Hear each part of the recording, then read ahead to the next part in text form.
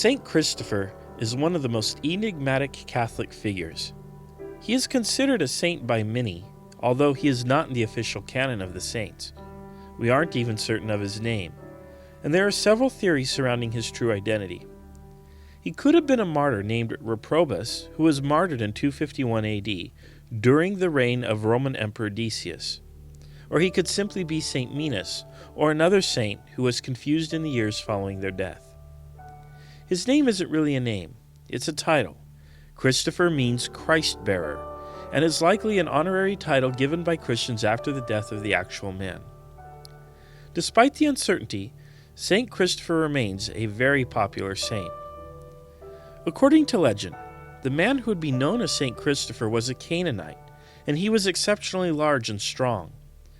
One day, Saint Christopher decided he wanted to serve the most powerful person he could find.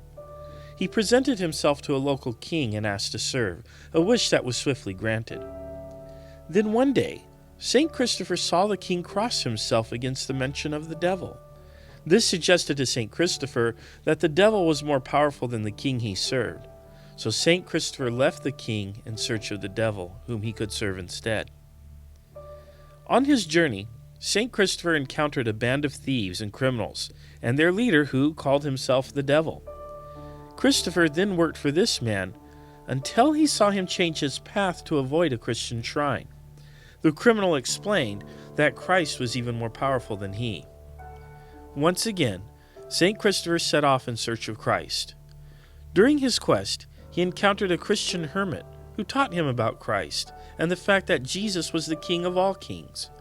Saint Christopher asked how he could serve Christ, and the hermit suggested a contemplative life of prayer and fasting.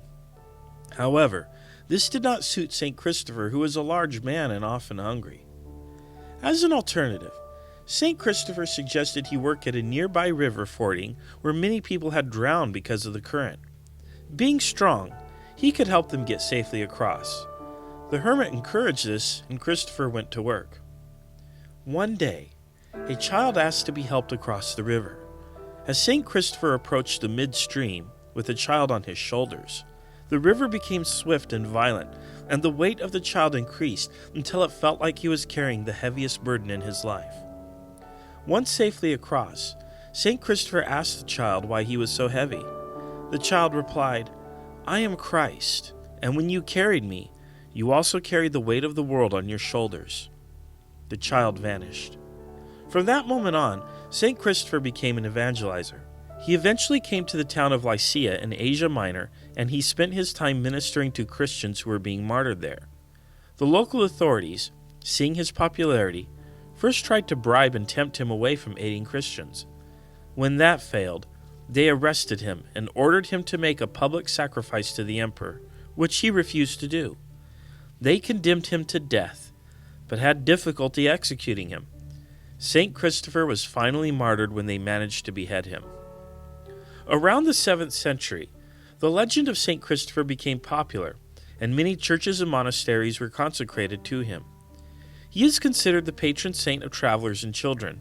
Although an unofficial saint, his feast day is on July 25th.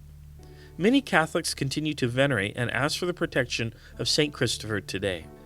You can learn more about Saint Christopher by visiting Catholic Online, and you can shop for Saint Christopher medals and other products on CatholicShopping.com.